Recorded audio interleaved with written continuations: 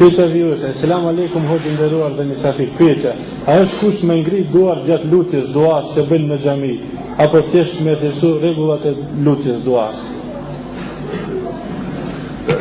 Duaja është dy lloje.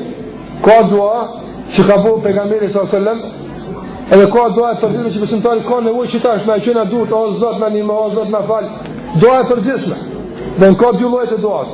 Ato vende ku ka bëu dua pejgamberi alsam, sikur se vron duaja gjatë ezanit, duaja gjatë iftarit, dua ku ka bëu ai, atë duhet më u përmbaj çish ka bëu ai. Ku i ka qenë durt ai shef, kush i ka qenë durt ai nuk i çoj.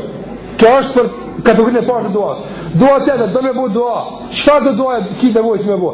Më mirë më qu durt, se mos më qu durt.